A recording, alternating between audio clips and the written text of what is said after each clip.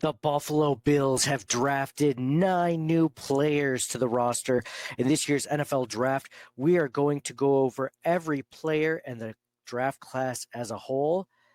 Let's go. Hi, I'm Bills defensive end Greg Rousseau, and you're listening to Nate and the Fellas on Circling the Wagons podcast. Nobody circles the wagons like the Buffalo Bills. Go Bills.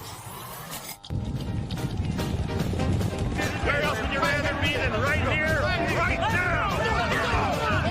Hey, hey, let's go Buffalo. Hey, hey, let's go Buffalo. The Bills make me wanna. What is up, Bills Mafia? Welcome to another episode of Circling the Wagons, a Buffalo fan base podcast. I am your host, Nate. Guys, thank you so much for joining us. This is an exciting weekend. The draft weekend is one of our favorite weekends. Again, it's the weekend where we get all the fun new toys and we get to discuss all of them. If we liked them, if we didn't, if we were okay with them, things that we liked that Brandon Beane and the organization did over the draft weekend, things that we thought they might have done, but they didn't do, and vice versa. It's going to be a lot of fun discussions. I'm joined by my co-host, John, for this episode. John, man, we love the draft. We've been talking about it for months now, it feels like, and the Bills have 9 new players. How are you feeling in general, and how much did you love this draft? We can get right into it. Your thoughts on this draft class, man?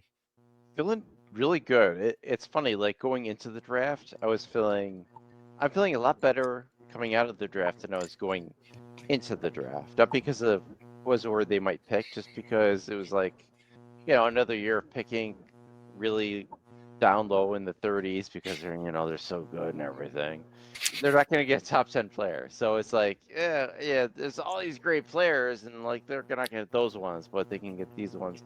But I did really enjoy this draft a lot coming out of it. I think they got a lot of value out of all the picks and they filled a lot of needs. And not only that, they double or triple dipped on some needs. And that made me extremely happy, especially on the defense. I thought they should have gone defense the other way, and that's pretty much what they did.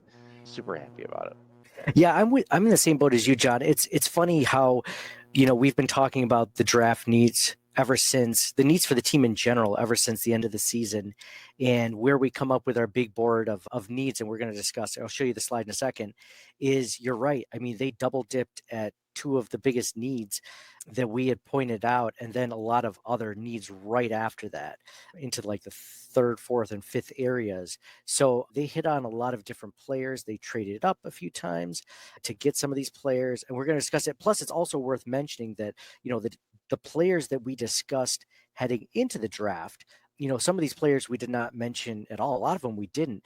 And that's because I think it's worth mentioning why we have different thoughts than what Brandon Beane and the Bills organization do when it comes to the draft, or at least their team and what they want for their players. So I think this is going to be an interesting discussion a lot. It's going to be, what did we like? What didn't we like? Or what were we surprised by, more or less? So that's going to be fun. So let's go over the picks real quick for those that don't have them all written down or memorized by now.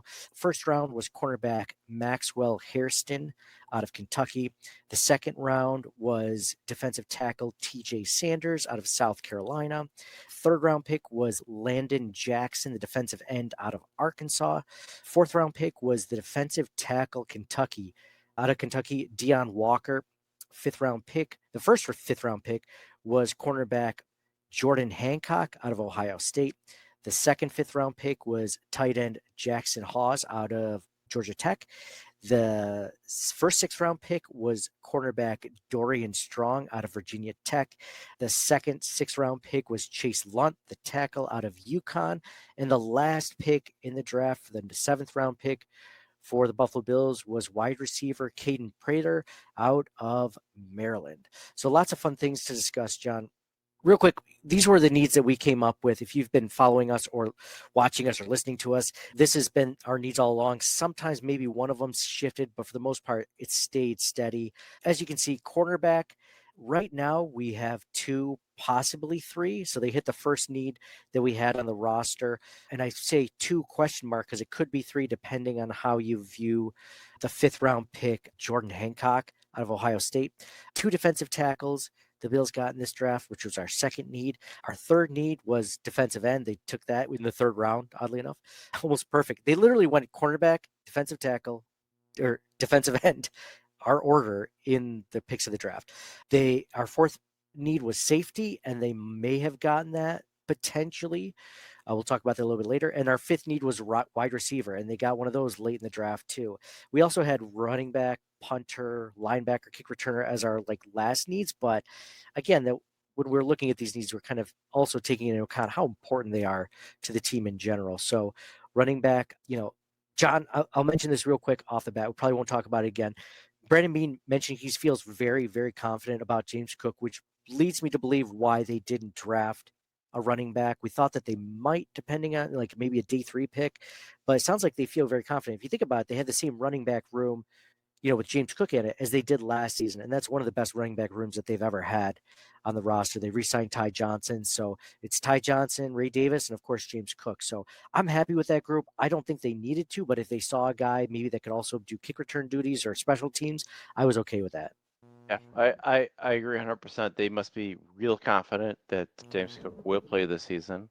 I can see why they might feel that way. I think I don't want to speculate, but Delvin Cook, obviously is an influence on James, but I wasn't sure, and I'm still not sure if Cook will hold out. I'm a little bit more optimistic now. Obviously, I don't think they're going to re-sign him either way after this next year, and I'm not entirely sure if they should, but I'm a little bit more optimistic that he will play this year. Me too. But we'll see. It sounds like it. Yeah.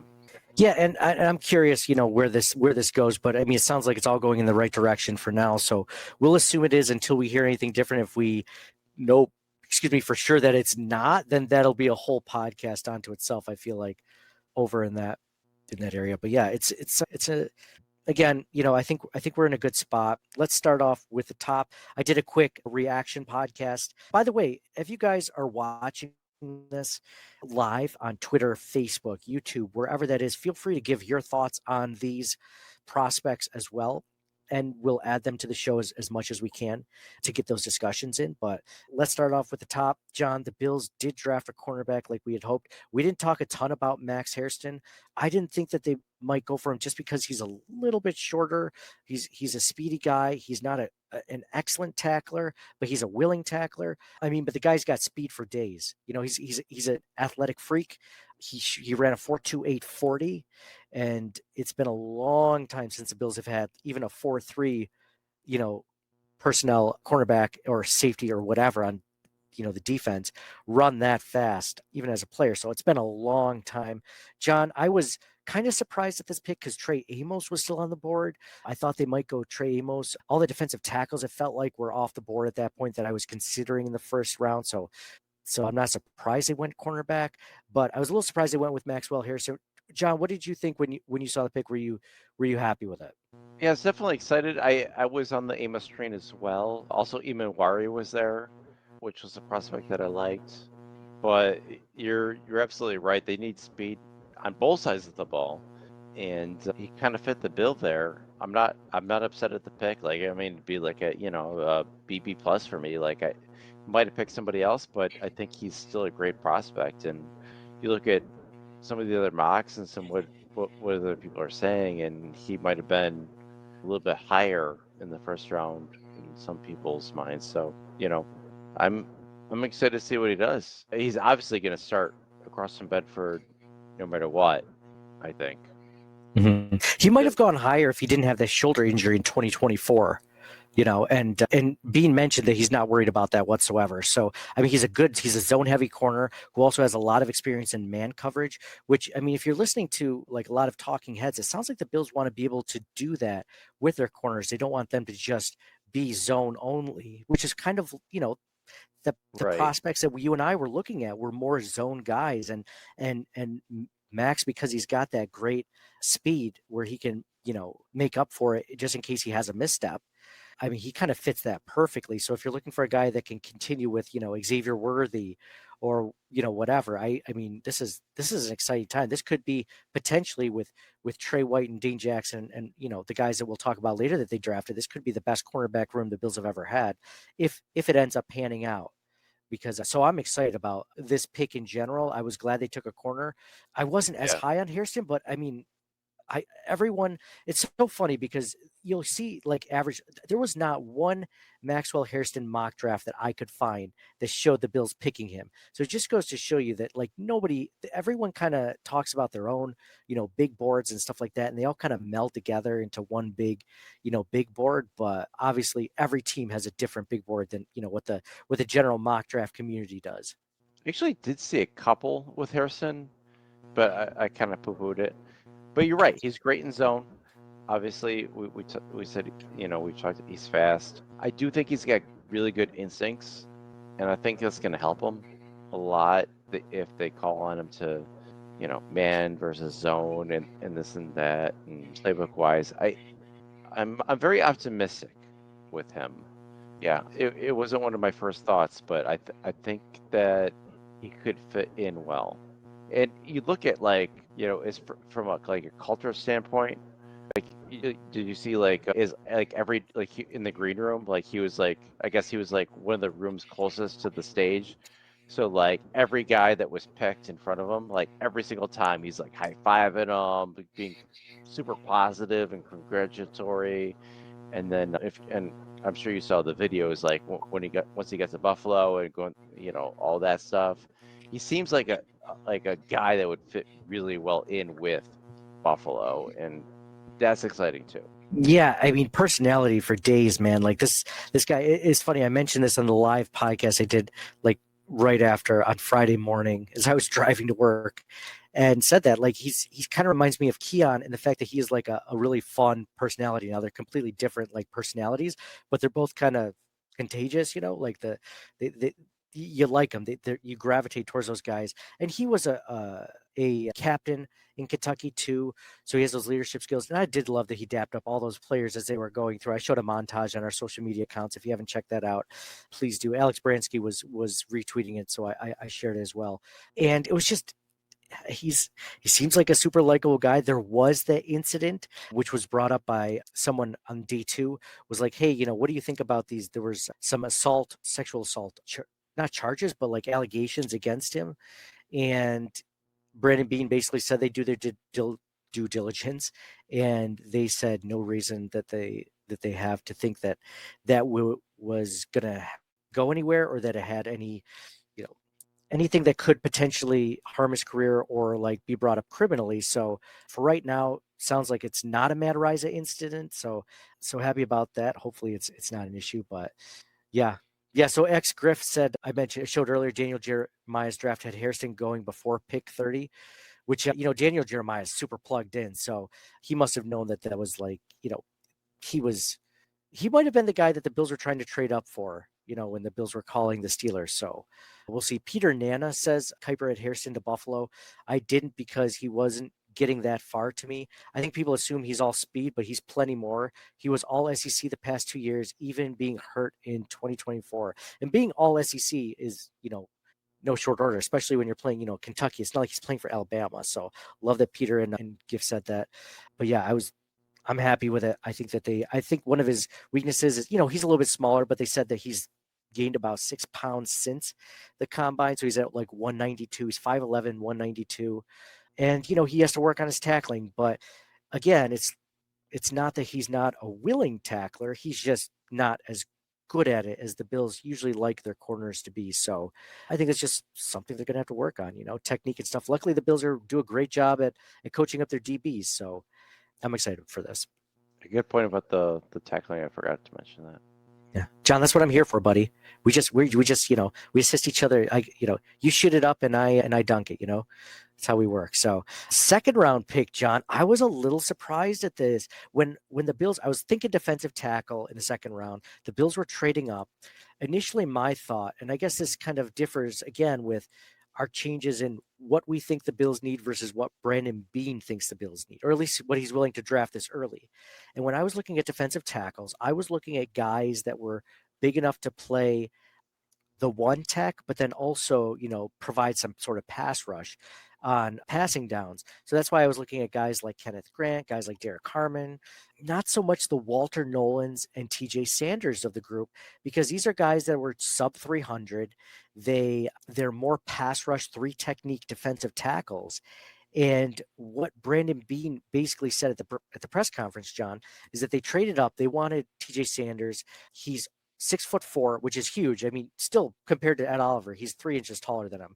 290 pounds, which is roughly where Ed is, and he's a great pass rush guy. I mean, the guy gets pressure on the quarterback. He's one of the best in college football at that. He had a pass rush win rate of 12.6%, like almost elite, like almost upper echelon of the defensive tackles.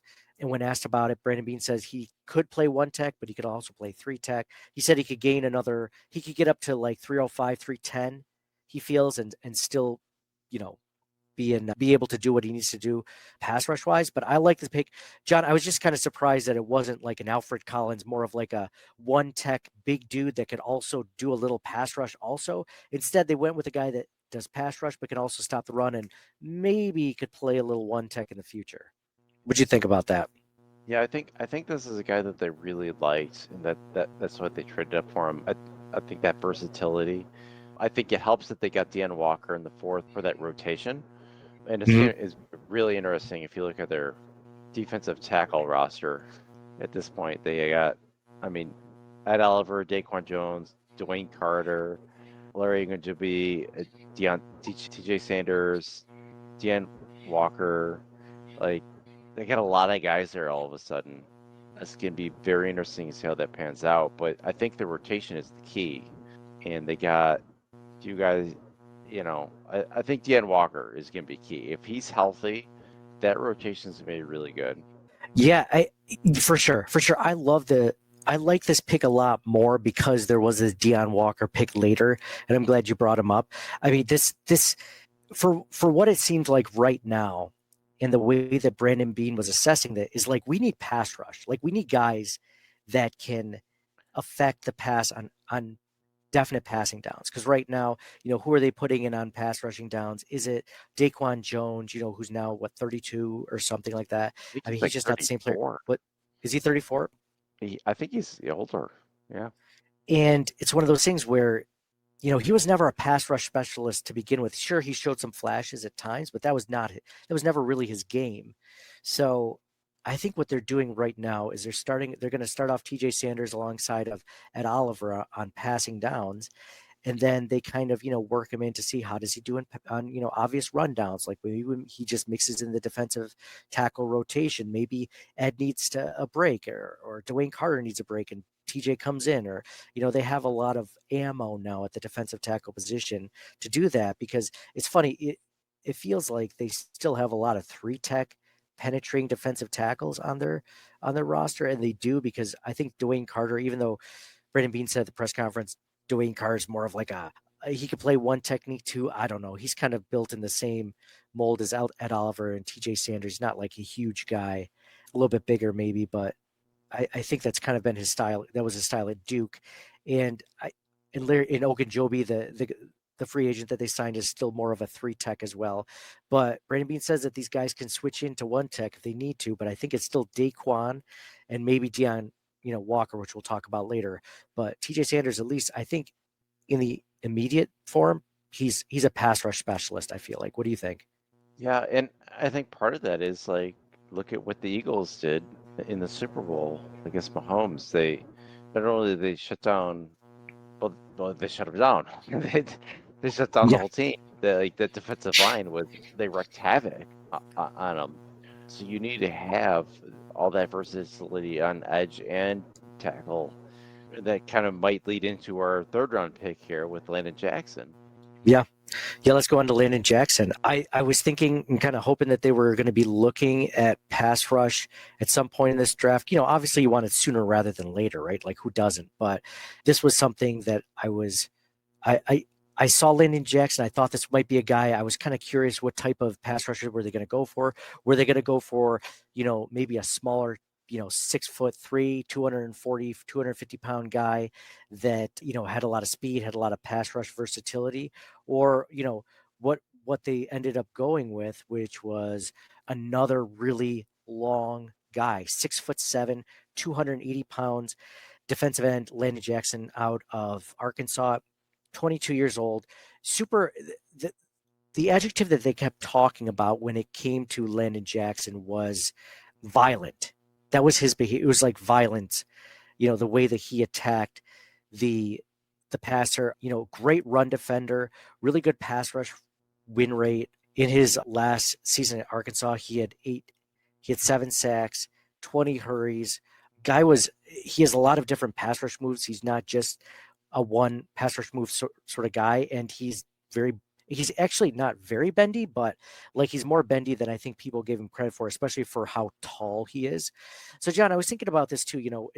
It's interesting with TJ Sanders. Now you have Landon Jackson. I think they want these tall guys to kind of just clog up passing lanes. If you can't get to the quarterback, especially in TJ Sanders' instance, like get your hands up there, man. Like knock down those passes by Patrick Mahomes, especially if they're trying to get the ball out early on you. Like stick up those paws, man. Give him as much issues as you can. And these guys could do. I mean, you're talking about Landon Jackson. I mean, I haven't gone over the RAS scores, the relative athletic scores. Here, let me share that with. So this is the first 3 draft picks for the Buffalo Bills. Maxwell Hairston, 9.63 out of 10 relative athletic score. The only thing that's not, his height is only, 5'11", so it's about average. It's okay, I guess. But his weight was very low. I mean, but other than that, I mean, you're looking at his vertical was, everything was over 9, basically. The vertical, the broad jump, the 40-yard dash, obviously 4.28 is almost a 10. 20-yard split was really high. And then his 10-yard split was, an 8.73. So like really, really athletic guy. And then the same thing with TJ Sanders. He had a 9.38 out of 10. His agility grades weren't great, but they were still good.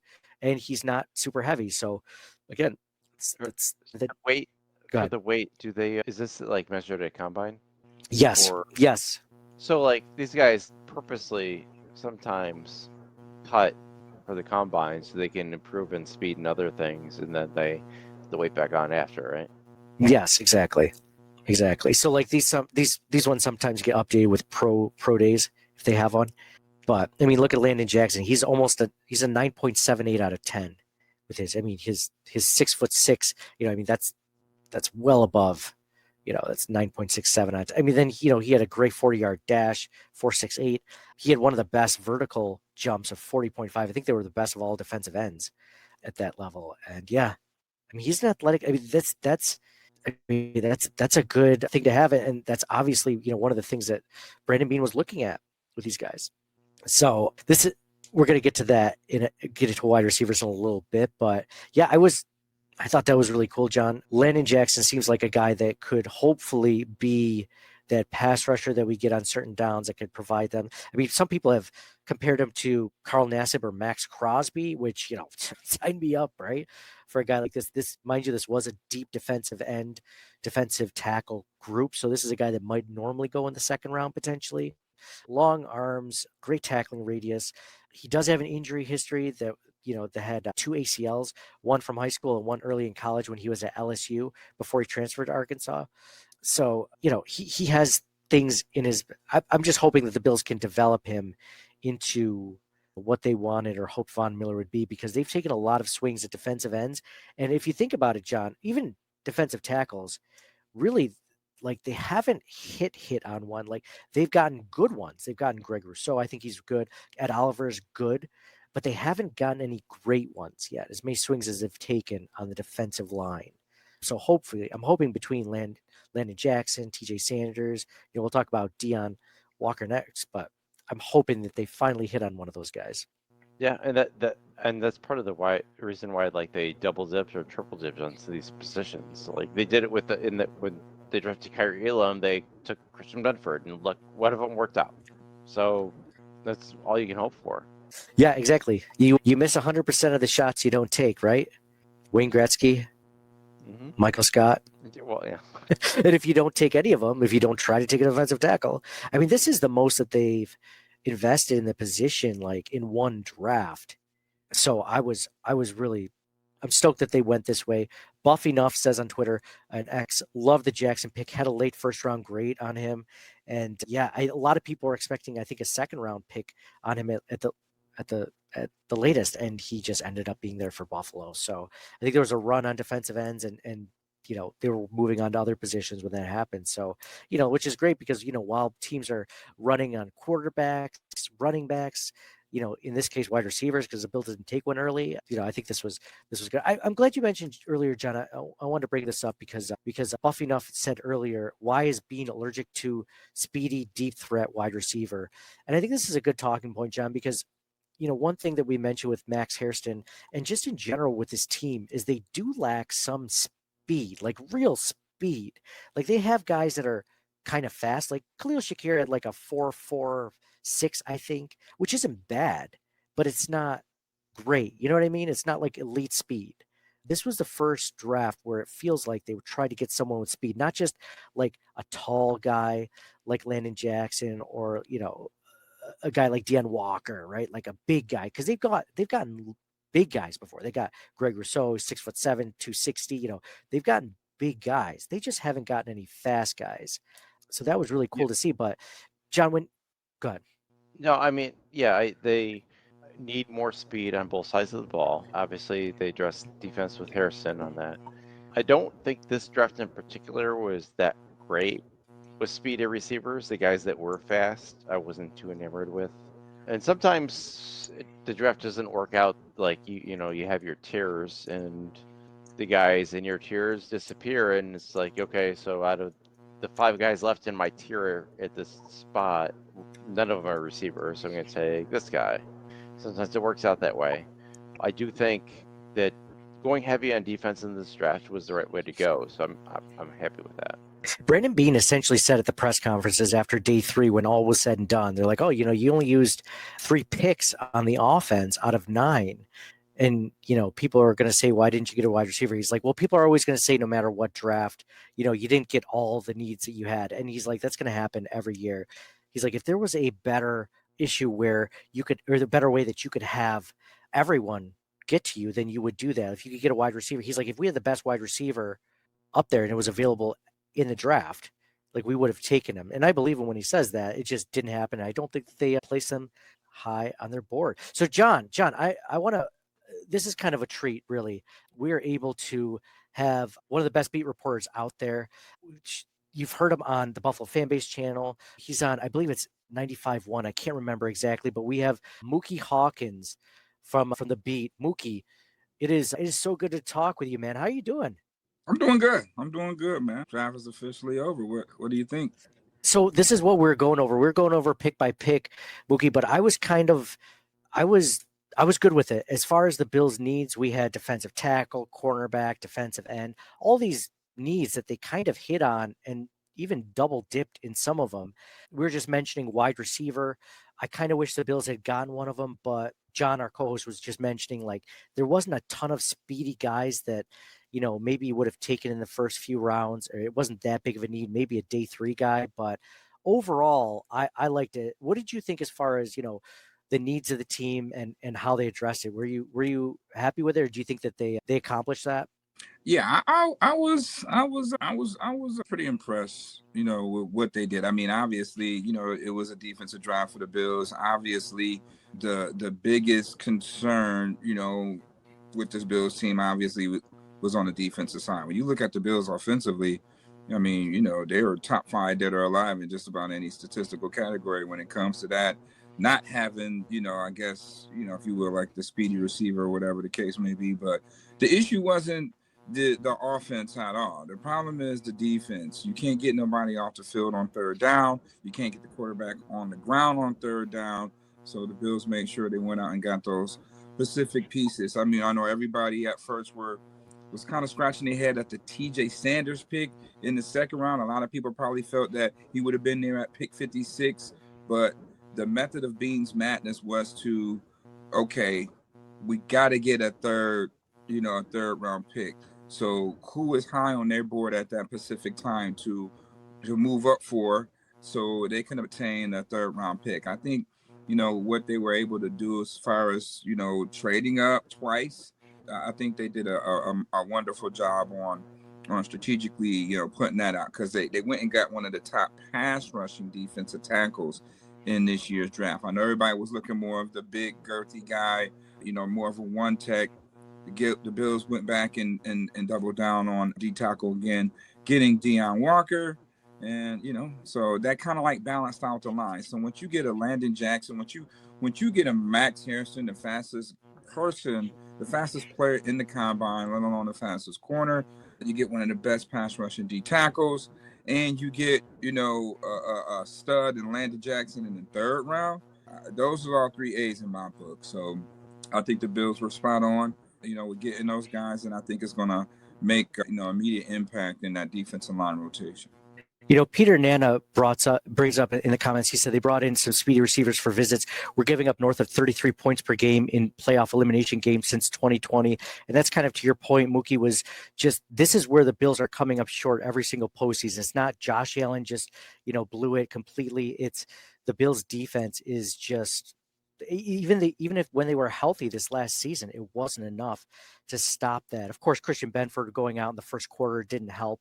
But again, they had to rely on Kaiir Elam. They don't want to do that. They want to hopefully, if things go south and a player gets injured, rely more on a Trey White as opposed to a Kaiir Elam. And I think that they did a good job of addressing that. And they're tired of just letting guys like Lamar Jackson and other quarterbacks just sit back there for, sometimes it feels like 7-8 seconds before a guy even gets close to him where he has to make a decision to run. I think that was one of the frustrating things in the season, is just the lack of pass rush. Now, hopefully, I see TJ Sanders as kind of like an early or a passing down, defensive tackle to start the season, and maybe he morphs into more. But is that kind of where you see him starting the season and, lining up next to Ed Oliver for those obvious pass rushing downs? Well, a strong suit is a 3 tech, but he can play 1. It depends on the certain situations and personnel groupings that the Bills want to put out there. I mean, he could be a 3 tech while Dwayne Carter is playing the 1. He can be, a pass rushing D tackle with Ed Oliver on third down. It's just so many combinations that, you can move these guys around to make plays. And he's a young guy too, so you figure, with what they have up front right now, they have some younger guys that's definitely can peel their ears back on third down and go get the quarterback. Pressures isn't good enough. You got to be able to get the quarterback on the ground in this business. And it just seems like come playoff time, the Bills are always easily exposed on the defensive side of things. Yeah, absolutely. So that leads us into the 4th round pick, another trade up for the Buffalo Bills to get another Kentucky player, Deone Walker out of Kentucky, 6'6", 345 pounds, another young guy, only 21 years old, just turned 21 in March, super young. Again, a guy that's like on paper has size, athleticism, had a really down year this last year with some back issues. Brandon Beane mentioned in the press conference, Muki, that he thinks that he could play today if they needed him to, or at least practice, but they're glad that they get the spring with him in training camp to really build up those back issues that he was having, because in 2023, he had a great season. 2024, not so great, probably why he slid down to the 4th round. But when you look at this, I mean, some people were saying he was more of a 3 tech defensive tackle as well, but the guy's just ginormous, right? Another thing that the middle of the Bills defense in general is just not that big. Defensive tackle, they're not that big. Linebackers, they're not that big. And safeties, they're not that big. So this guy adds a huge size dimension. I think it makes me like the TJ Sanders pick even more. What do you think about that? And do you like that one? Yeah, I mean, when they went and I kind of suggested it to Max when he got drafted. Do they go back and grab Walker? Because, a big guy like that is definitely in need here. So ironically, that happened. But again, they got the biggest D tackle just about, other than the kid from Florida, in this year's draft. And Deone Walker, 6'7", 335 pounds, definitely is going to demand a double team. Definitely can keep Ed Oliver in one-on-one situations as well as the edge rushers. So you get a big mammoth space eater of a guy in Walker there. And if the Bills can develop him the way I know that Mark West developed D lineman, then, that's going to be another still come the 4th round once healthy. So I like the pick. It really balanced out our defensive front. Yeah, because I mean, for the past couple of years, a lot of people were just saying the Bills are small up front, and that would pretty much prompted, some of the things that they were saying against the playoff game against Baltimore, how everybody was saying, "Oh, the Bills, they just too little, they too small," stuff like that. So, you balance it out now with a guy that's 6'7", 340. Everybody, is probably following that Philadelphia Eagles model, with the big two stout interiors on defense. So 6'7", 335, I kind of like that. Yeah, me too. I With a really like motor. that pick. I'm glad they went up for him. Yeah. With a motor, that's key. So I like that. And to answer the receiver question, I know everybody wants the speedy guy, but guess what? We got Curtis Samuel that runs with 4.3. When you really look at why the Bills really didn't dress receiver early on, at some point maybe the guy that they coveted was off the board. So you have to go best available player. You know how it is with those receivers. If it's ain't a Matthew Golden or somebody of that caliber, they wasn't probably thinking about, going up and getting an offensive guy. Year 2 for Keon, I think, is detrimental, not only for him, but is the offense. So they have to, it's high expectations for Keon Coleman coming into year 2. Joshua Palmer is obviously a Mari Cooper replacement, and Curtis Samuel showed towards the end of the season, when healthy, his playmaking ability. So as long as these guys can stay healthy, they got pieces already, that's in the building. They just got to stay healthy and, work on getting more familiar and continuity going in the offensive structure. Bring James Cook back. And, the offense is a well-oiled machine. It's just that, on the defensive side, I feel that, the Bills are probably, if they need to make a trade because the receiving core ain't getting it done like how it was after week 4 of last year, then, possibly a Keenan Allen. You probably go get you a serviceable veteran, in the wide receiver core at a bargain price. Mm-hmm. I'm glad you brought up the offense, because Brandon B did mention that at the press conference that he didn't walk away from the 2024 seasons thinking the offense was the problem. It's funny him saying that, because then he's clearly saying that the defense is the problem by saying that. But he did mention, I'm glad you said Curtis Samuel. I think a lot of Bills Mafia, including myself at times, completely forgot or maybe wrote him off when really he was injured right before the season with that turf toe injury, and it clearly affected him. Now, did it affect him throughout the entire season, or was there a chemistry issue? Who knows? But there's a lot of play, and he can play slot, he can play outside. I mean, there's a lot of versatility in his game. So, I'm looking forward to him being there. Like you said, 4.3 speed. Like, the Bills do have speed on that roster. Sometimes it's just didn't show up as much last season. So we're going to go to the next pick, Muki. Jordan Hancock, cornerback out of Ohio State, picked in the 5th round. It sounds like he could play either safety or corner, or nickel corner rather. He's 6'1", 195 pounds. I was kind of hoping, I'll be honest, like I don't mind this pick. It sounds kind of like Cam Lewis, where Cam Lewis kind of moonlights at backup nickel and safety. Maybe he's an upgrade over him, or maybe he competes with him for a position. I was kind of hoping, if I'm looking strictly at safety, Muki, I'm looking at a guy who can be a ball hawk, a guy like Micah Hyde. We haven't had a Micah Hyde since Micah Hyde, and that's kind of what I was looking for. What do you think of this pick? Do you think it's just special teams, defensive back depth, or where do you see Jordan on this team? Oh, it's definitely special teams, defensive back depth, but I want to see what it looked like adding that safety. Me personally, I'm just not sold at safety. A lot of people is really not taking safety serious on, obviously we've been spoiled, when you have Jordan Poyer and Micah Hyde for 7-8 years back there, you kind of get spoiled. And last year that pretty much wasn't the case. Tyler Rapp, solid, but, he's not available, when you're not playing in the AFC Championship game. That hurt. And, you kind of put a rookie and Cole Bishop out there, who clearly has not understand the magnitude or the intensity of that level of type of game right there. So I just think that safety is still a need. Derek Forrest is definitely a special teams rotational guy in certain packages. Maybe, you got DeMar Hamlin, who's more of a run stopping safety. He's not a cover guy. Don't have the speed to cover.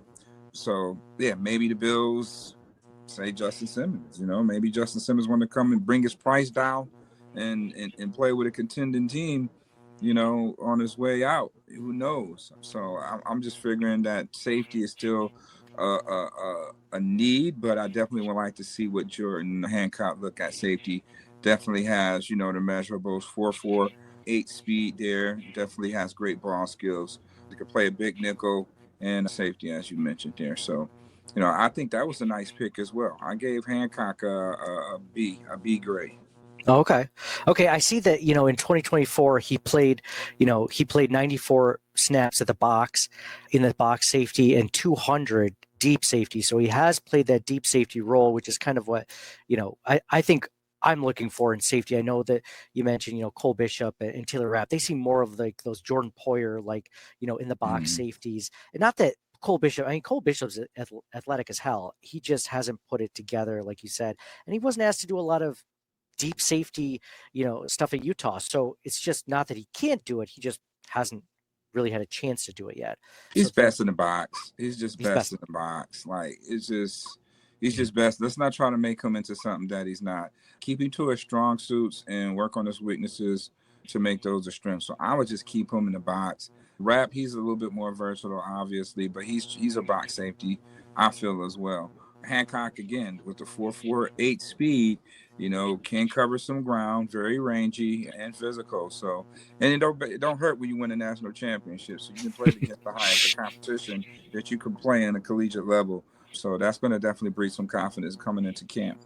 Yeah, definitely, John. I feel bad. We've kind of been pretending like you're not here, man. I've been stopping to ask you questions. Yeah, you John, can't hog me, man. You gotta let my man shoot some questions, man. I'm just not used to this, man. I'm not used to having you on, Muki. I got to take advantage of it. Well, he'll understand later. Don't worry. We'll have a discussion about it. He'll be okay with it. But oh, John, man, what did you think about this pick? I know we kind of brazed over Deone Walker. Thoughts on this one? Did you like the pick? Yeah, you guys said all this things I was thinking. I'm like keep nodding my head over here. No, I think he's versatile and he can play special teams as well. If he can work his way into safety, that'd be great. They do have a ton of cornerback depth now. So looking up and down, you got Terrence Johnson, Benford, and White. Dane Jackson might be the odd man out. Yeah, Muki, what do you think about that? Because we were talking about this pre-recording, and is this? I mean, with them taking, we haven't even mentioned Dorian Strong yet, and I hate to say that a 6th rounder would make it over Dane Jackson, but does that make him at all expendable, or is it's way too early to even assume that Dane Jackson would not make the roster because he's a vet? Yeah, it's way too early to assume that. I mean, first of all, he was a starter in the scheme. I'm not sure how much, Babbage has tweaked. Well, I'm quite sure Babbage, I've known they've tweaked it quite a bit for what it is, but the terminology is still the same for the most part. So it's nothing that Dane can't pick up on. Schematic wise, it's just probably a tad bit different because the Bills are going to play a little bit of man now. That explains why you go ahead and get the fastest corner in the draft because, the Bills do intend to play some man. You can't afford to be slow playing off man press. Teams is going to just do stand-ups and bubbles and slants and stuff like that and, outrun you. So the Bills are definitely going to mix it up a little bit this year because now they have some speed on the back end where, they could be a little bit more versatile and flexible when it comes to scheme, So you can do a lot of zone blitzing. Now you have the rush. Hopefully you have enough rush and to balance with the coverage and to produce some sacks in the time of need with the pieces that they brought in over the weekend. Yeah, if I don't want to get too ahead of myself, Muki, but if Brandon Beane hits on this draft with the defensive lineman and the secondary pieces he's put together, could you see the Bills' defense being like the Eagles' defense in the Super Bowl where they just can stop people? I mean, is that asking way too much because none of these guys have proven anything? But if he hits on half of these guys, there's a potential here for, a defense that we've never seen before. Right. The Bills were in the AFC Championship game last year. So the only difference is one game. And, you need defense. That's why they say defense wins championships, because you need the necessary pieces and the necessary situations to make the plays. So, again, these guys are coming in making an impact, especially, when playoff time come and these guys are, the reason why, then yeah, you got to give Breen his flowers in the scouting department on, identifying what to bring in to get this team to the Super Bowl. So a lot of quality depth and cornerback. You still got Jamarcus Ingram there. So it's going to be interesting to see competition for corner number 2, because you got Tre'Davious White there. You got Dane Jackson. I thought maybe Bean would probably be a little bit more comfortable going somewhere else at pick 30, maybe to take Emmanuel. But again, that's a non-premium position for the Bills at 30. But I'm thinking more or less maybe that was best available player. But again, you cannot teach speed. Had to go get that 4.28, and I don't blame him. So it's going to be interesting to see the competition at the corner 2 spot between Tre'Davious, Mad Max, and Dane Jackson. Then you figure Jamarcus is going to be backing up, Benford over there. You have competition now with Hancock and Cam Lewis. Cam Lewis, the Swiss Army knife, that can play all 3 positions, play a little safety. So that's why I say I want to see the opportunities that Hancock get at safety if the Bills don't decide to bring another one in. I just think right now that's still a position that the Bills need to fill. Other than that, I think the Bills have quality depth pieces just about everywhere else. Maybe you can bring in another linebacker, but if you wasn't going to do it in the draft, I don't think it's going to happen in free agency. So they're going to trust the guys that they have on the roster for now. But yeah, I do believe that safety is the only position right now that I feel that the Bills is not done at. Mm-hmm. Yeah, maybe receiver, but I just think you gotta invest a little bit more in Keon Coleman going into year 2. You gotta, get Samuel involved going into year 2. You can't just be paying these guys this type of money and just giving them 1 or 2 targets. Like, everybody can't eat when the game is on the line. So, Coach Brady is going to have to figure that one out. Like, identify who's having a hot hand in that game and go with your best plays with that player to win it if it matters, if the game is on the line. Everybody just can't eat. They got to come up with a better plan, in those type of situations. But everybody can't eat. To have James Cook on the sideline in that situation that's criminal right there. I just didn't understand that. That's a question that I forgot to ask them about, but I just didn't understand that sequence there. When the game is on the line, your best player at that moment in that game was James Cook, and he wasn't out there to make a difference for the team. So I need to see that change for sure. And I'm quite sure James is going to play this year with a chip on his shoulder because of it. Yeah, I hope so. This is so weird, Mookie, because I know we're kind of going off with that in the AFC Championship game, but some of their personnel decisions late in the game when the season, the Super Bowl is on the line, has been kind of questionable. I'm thinking about Kaiir Elam. I get why he started, but when they saw him struggling as much as they did, I'm not sure why Jamarcus Ingram wasn't in there, just to someone different, because he was clearly struggling. Maybe even Cam Lewis, a playing corner out there, I would have felt more comfortable with. Mm-hmm. Same with the year before that. I know Dorian Williams was a rookie, but they put in a hobbled AJ Klein out there, and I'm like, man, just let the kid give it a shot. It might. I mean, it's easy to say that now that they didn't win, but it's like, man, I liked Dorian Williams a lot. He showed flashes. Just let the guy. And then last year he looked good. So there's some other personnel decisions. Sometimes they can't get out of their own way with coaching, and they play very conservative when it happens, or when it comes down to that, which I get why they do it, but unfortunately I think it's come to bite them. Yeah, you think? Yeah, well, we don't have a Super Bowl ring, so yeah, that definitely. So the next pick, guys, is Jackson Hawes, the tight end out of Georgia Tech, the 2nd, 5th round pick for the Buffalo Bills. 6'5", 260 pounds, definitely a blocking tight end. Only had 20 targets last year in Georgia Tech.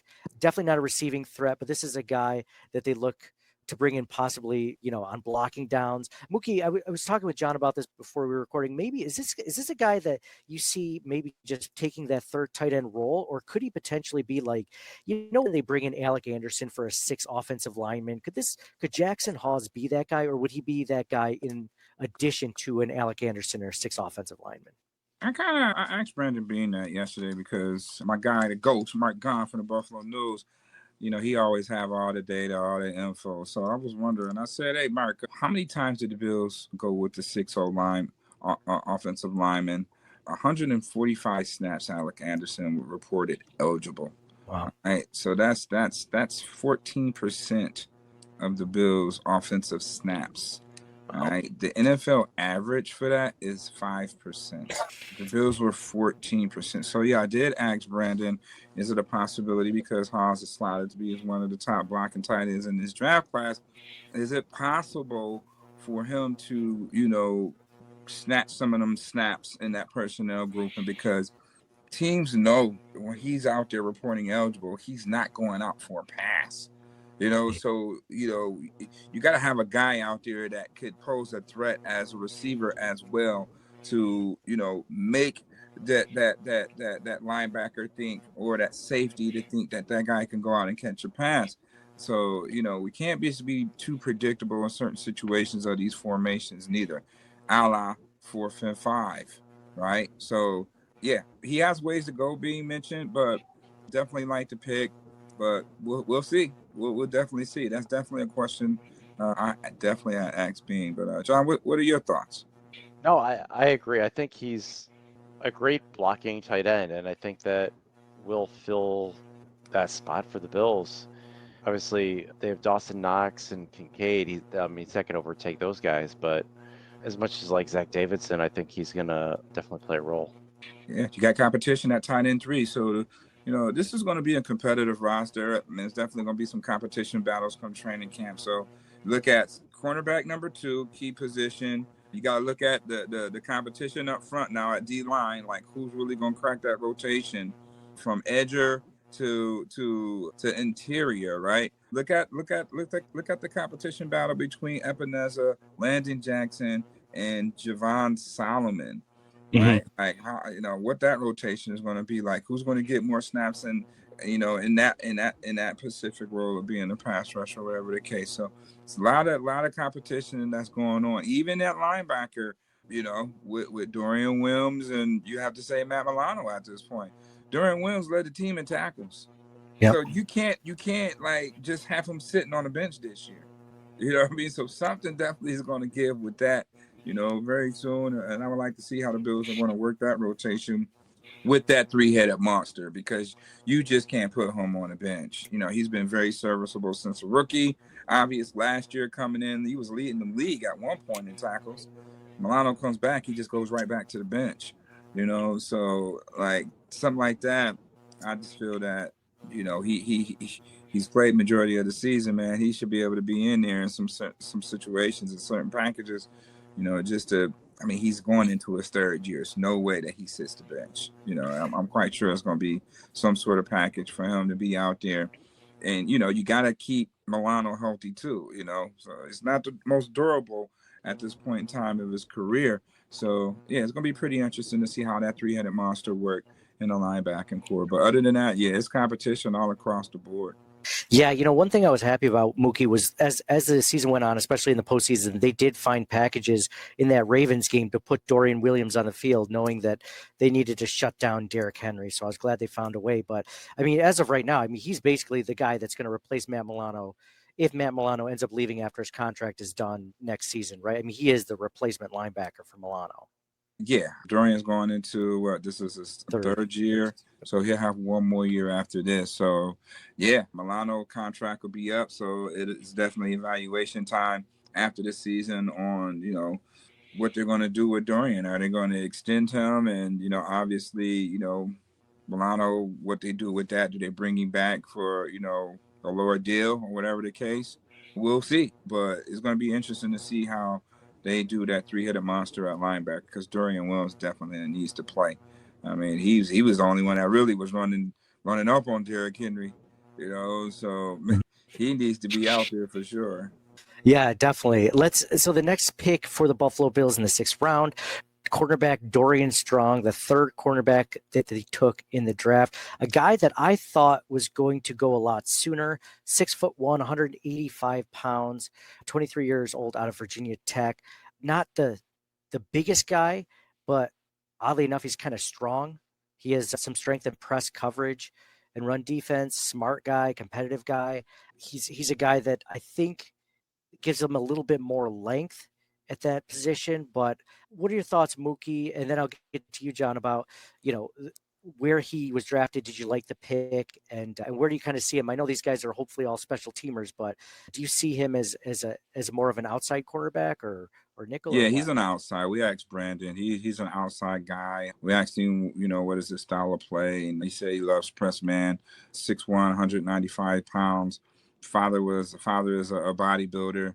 So, I mean, the last name is pretty much what it is, right? So, you got a nice, strong, physical cornerback that could run and you can contribute on special teams.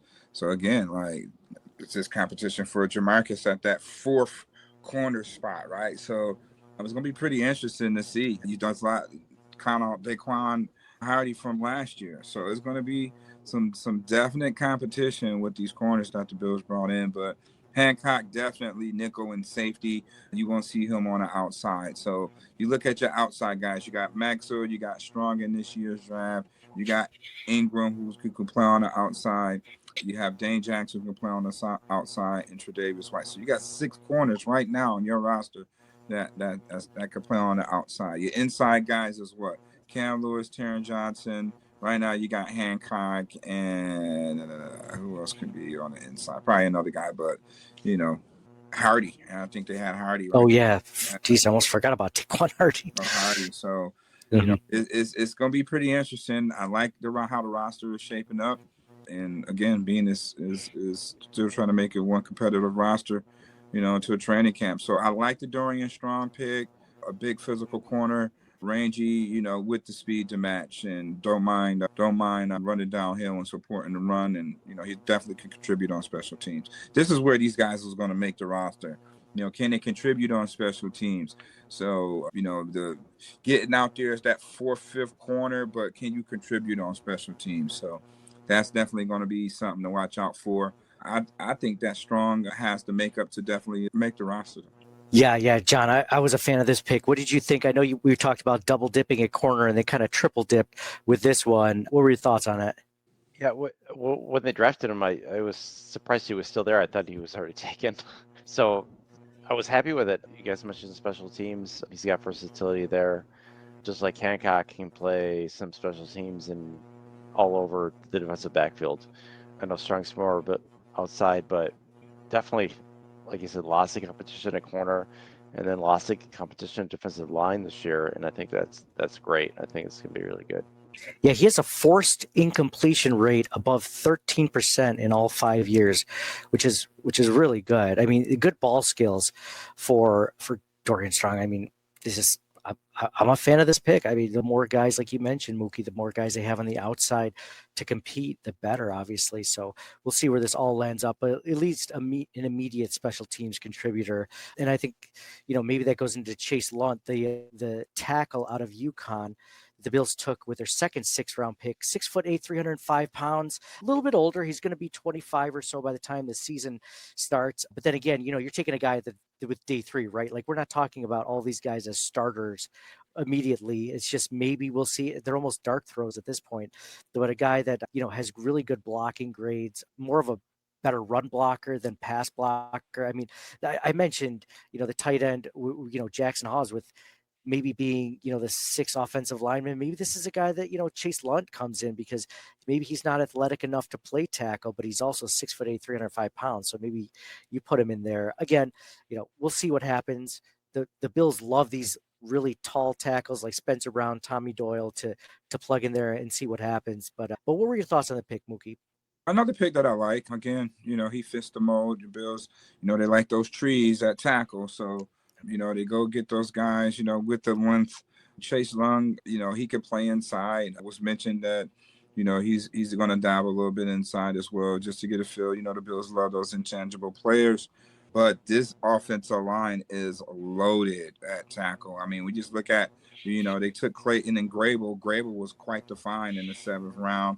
I think he's going to be a hell of a replacement, when the time comes, So, to go out and get Chase Lund, I think this is just a Tommy Doyle makeup, because Tommy Doyle will still be on this roster if it wasn't for injury. So, this is that right there. But let's make no mistake about it. This Bills offensive line is as deep as it's ever been, as good as it's ever been. And, they continue to add pieces such as Chase Long. He played at UConn, Ryan Vandermark there. COVID, baby. That's why they all 25. They got that extra year due to COVID. So you see, UConn, Coach Mora, NFL bloodlines and pedigree. So I like the pick. Very reliable, durable. 45 out of 46 games. He only missed one game throughout his whole career at UConn. So I definitely like that pick in the 6th round. Bills definitely was just eyeing the best available player after after day 2. Being came out and said that whatever's on their board as far as best football player, they're going to get. And I think Chase Long was definitely a solid pick right there. I know you mentioned Ryan Vandermark. Does Chase have a potential to take over Vandermark's spot? Because I think right now, at least right now on paper, Vandermark's kind of that swing tackle for the Buffalo Bills.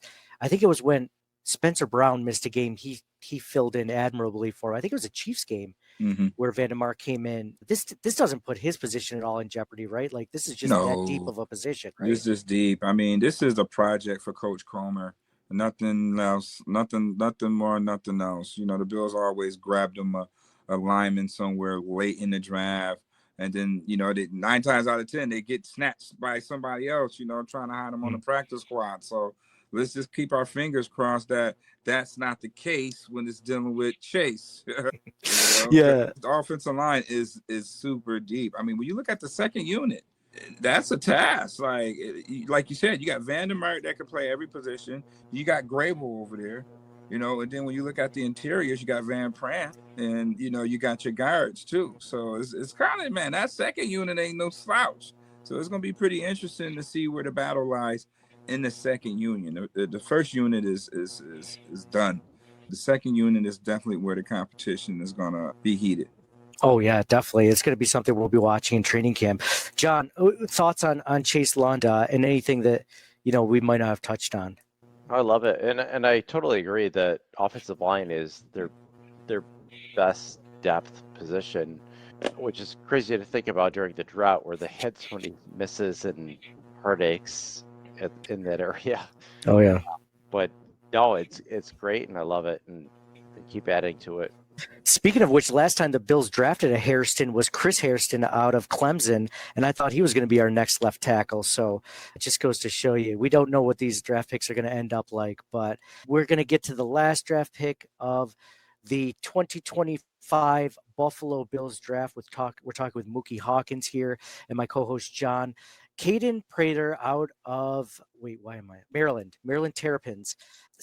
Huge guy, 6'3", 210 pounds, huge body, not super fast. Obviously, if he was, he'd probably go a little bit higher. I think he just definitely starts off as a special teamer at this point, which is where he played, some in Maryland as well. But again, more of a project guy, maybe like a Tyrell Shaver sort of guy that the Bills, try to build into something. But, they had a position where you mentioned how Brandon Beane said he does best available, but he also mentioned that he does it, where a guy could actually make the roster. They don't just, add 10 quarterbacks because they know that a quarterback's not going to make it. So what did you think about this pick, Muki? Did you like it? What are your thoughts on it? I mean, that was cool. I mean, everybody was wanting them to take a receiver. I was high on Savion Williams, but he went early. Then I had him graded, so that was pretty much off the board. Prater, I like the size, 6'3", not getting any smurfs. I know everybody is still feel like Xavier Worthy should have been a Bill, but that just wasn't what the Bills' ideal makeup was at receiver. No more smurfs. Just no more Smurfs. The only Smurfs going to be on the team is Khalil Shakur and Curtis Samuel. Go and get you some taller receivers. Your quarterback is 6'5". It's easier to see another 6'5" or 6'3" target 40, 50 yards down the field than somebody you can't see. Just take it all the way back to when the Bills lost to Kansas City here at home on that last possession, where we obviously seen Stephon Diggs wide open on a crosser. We obviously seen Dalton Kincaid wide open on the very next play. But when you got Deontay Hardy, who's a speed burner, was on the outside, and he's being trailed by a 6'2" corner, maybe Josh couldn't see him to even make that type of throw. So again, you got to look at, those situations too. So go get Josh some taller targets so that he can easily see downfield. Go get a taller guy with some speed. That's what I would suggest, right? Get a taller guy with some speed. You got that in Palmer. Prather is, not the speediest of guys, 4.4, 4.5 guy, but he's a good route runner, transferred out of West Virginia.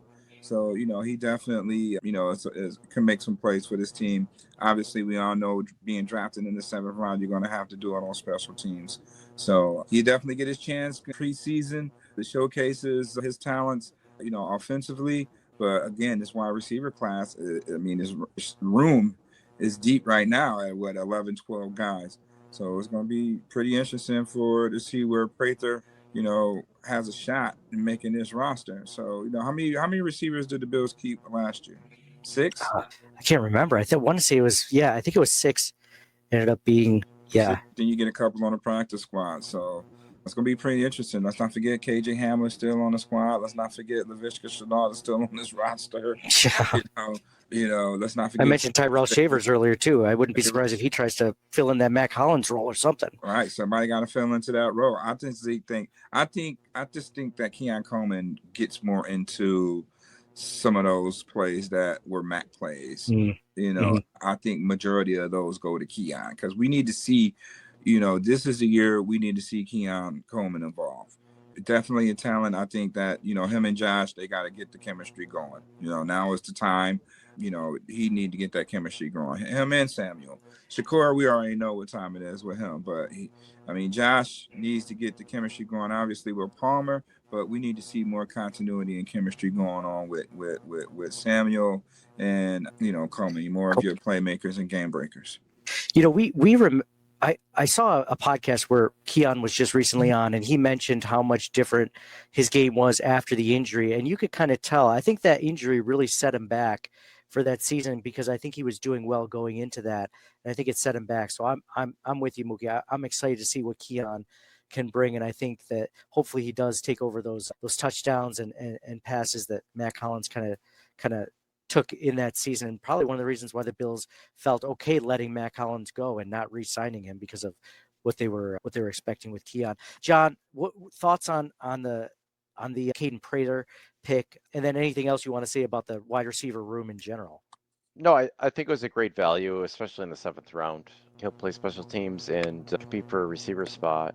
I like Coleman a lot. I think he's a good candidate to rebound this year, especially considering the injury. Same thing with Curtis Samuel. I know we mentioned it earlier. He had that injury really early on, and he's started to come on, it seemed like, later in the season. I think that's why they're more comfortable with the receiver room because of those guys maybe potentially coming back next year. And then obviously they signed Josh Palmer also. But it'll be interesting. Yeah, for sure. This was a good draft overall. I think, if you want to end it on this, Muki, you started to give some grades for some players. If you were to grade the overall draft for the Buffalo Bills in 2025, where they moved up, where they moved back, the trades that they did, and the players they picked up, what letter would you give this one? Let's see, 9 draft picks. I gave out 4 A's, 3 B's, and 2 C's. I gave out overall grade. I say B plus. B plus. I think the Bills were spot on with the first 4 picks. I do believe those 4 picks can come in and be an immediate impact, on defense right away. So I gave those first 4 picks definitely A's. I gave Sanders the A plus because of the pass rushing ability. That's what they're looking for at D tackle. They need a pass rushing defensive tackle. Then, they went out and got the big run stuffer with the high motor and Deone Walker. So I like the first 4 picks. That set the tone, with this Bills draft class. So, yeah, I give them overall grade of B. I like how being strategically used the twos to move up to go get his D tackle, his pass rushing guy. And then I liked how he was able to use 2 picks, picking a 4th and a 5th to move up in the 4th to go ahead and get Deone and still get, still had 9 picks, at the end of the day. So I thought the Bills moved around quite well during this draft. Yeah, I think that's a good grade. John, before I give mine, what's your grade if you were to give one on this draft? Well, I'm going to give him an A. Yeah, you also think they're going 16-0 or 17-0 every season too. But what was your was there anything you didn't like then? No, I was, for the most part, I really liked it. Harrison might not have been my first pick. I did like Amos and Imawari there, but I can see why they picked Harrison. But I mean, it's tough when you get down into the 30s. Like, Yeah, but Amos kind of slid. So I wonder why he Did. slid. he did, yeah. Everybody, feel that the Bills should take him because of the exact scheme fits, but 4.28 is totally different from 4.48. I'm definitely going with the 4.28 guy that can play press man and can play off man as well. So, I mean, he's wearing Rasul Douglas' number, so I mean, he definitely give me those type of vibes. We just have to see where his tackling is. Yep, I agree. Mookie, if Max Hairston isn't injured in 2024, doesn't have that shoulder issue, do you think he goes earlier in the first round if he has a normal 2023 season in 2024? It's a possibility. I mean, he still went in the first round. So, with the shoulder, with the injury, if the injury red flagged him to where he still slid, late first round. I mean, I don't think a lot of teams probably even had a first round grade on him, even with the 4.28. And you look at it, how many corners really went in the first round? Barron, Johnson slid because of the knee. He got flagged for the knee. So really too many corners that really went in the first round. No. So you got Travis Hunter. And I think that's it. Yeah, I think that's it, really. So, not too many corners really went, and where we thought that a lot of corners would go, then they start coming off the board until second round, the usual. But I mean, even Azariah Thomas, where he slid out of the, out of the second round. A lot of people thought that it was really going to be a crazy run on corners, in the second round, and that really wasn't the case neither. So, I like the pick. It's going to be something different to see the Bills have a speedy ass cornerback now. I mean, it's going to be something different when you see a guy just breaking on footballs and taking it back to the house, because he loves to take it, he loves to take it back to the crib where he lives. So running 4.28, I want to see how many teams want to, is going to try him, at 4.28, in the air, So that's something that I'm really excited to see, knowing that Christian Benford now is on the opposite side of that. So teams are really going to have to pick their poison. Do they want to mess around with the speedster over here, or they want to mess around with, a future All-Pro and Christian Benford? But hopefully that pass rush should get to the quarterback's ass this time, and, we won't have to worry about that. Let the front sort it out. Yeah, absolutely. One of the good things, I mean, one way you help the pass rush, man, is give them good coverage, so that the quarterback has to wait back there a few more seconds for it. No, I like the pick. I was happy when they picked him. I didn't have them going that high, but then again, we're not GMs. When you in the conference of the Cheetah and Waddle, now we got the speed that can take that. When you got to go to a Super Bowl, when you got to go through Kansas City, we got a guy that can run with Worthy. If we so happens to come across Cincinnati, we got a guy that can run with Chase. You know what I mean? So now we have a guy. We have two guys right now that, man, can easily, be a nice duo in the league. So Christian Benford is already making his name for himself, and he got the bag. Now we got a speedy corner on the other side that's confident as shit. And, now if we could just get some rush going, it could be a different story, with this Bills team. And hopefully, that's a good antidote on getting over the hump, when the season starts. Yeah, one thing I want to bring up real quick is that, I'm glad you mentioned the pass rush, because it reminded me that, Greg Rousseau has been pass rushing from one side because Von Miller always took the other side. Now I think they kind of have flexibility to put Greg Rousseau on his more natural pass rushing side, which I think is the left side. Can't really remember. So maybe Joey Bosa does the other side. So that might help the pass rush in general, just to let Greg Rousseau kind of, let him run free on the side that he prefers. Mm-hmm. Do you think, real quick, I'm going to end on this, Mookie. And by the way, thank you so much for coming on, man. This has been a treat to talk with you. Last question. With the picks that the Bills have, we mentioned Hairston a ton, speed kills. We talked about, TJ Sanders, Landon Jackson, we're talking about Deone Walker, the first 4 picks. The way that these picks, it's not been the way that they've drafted in the past. I mean, they've never drafted a guy as big as Deone Walker. They've always been like the guy that I can't remember his name. They picked him out of Stanford, the 3rd round pick in Josh Allen's draft, the defensive tackle. Harry Phillips. Oh yeah, Harry. Yes. Harrison Phillips. Thank you.